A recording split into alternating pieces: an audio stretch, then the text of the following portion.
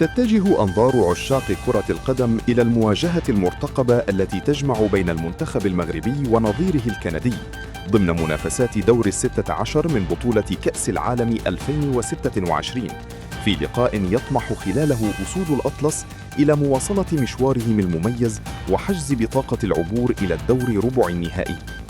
ويدخل المنتخب المغربي المباراة بمعنويات مرتفعة بعد تأهله المستحق من دور ال32، حيث واصل تقديم عروض قوية أكدت جاهزيته للمنافسة على المراكز المتقدمة وسط آمال الجماهير المغربية في تحقيق إنجاز عالمي جديد.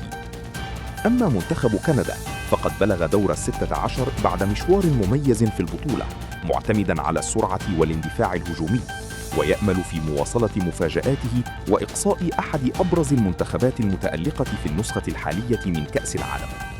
وتحمل هذه المواجهة أهمية كبيرة، إذ لا مجال للتعويض في الأدوار الإقصائية، وسيبذل المنتخبان كل ما لديهما من أجل خطف بطاقة التأهل إلى الدور ربع النهائي ومواصلة الحلم بالمنافسة على اللقب. وتقام المباراة يوم الأربعاء 1 يوليو 2026، وسيتم نقلها مباشرة عبر قنوات BeIN Sports وقناة الرياضية TNT. فهل ينجح المنتخب المغربي في مواصلة كتابة التاريخ والتأهل إلى ربع النهائي، أم يتمكن المنتخب الكندي من تحقيق مفاجأة جديدة وإيقاف مشوار أسود الأطلس؟ الإجابة ستكون فوق أرضية الملعب في واحدة من أكثر مباريات هذا الدور ترقبًا.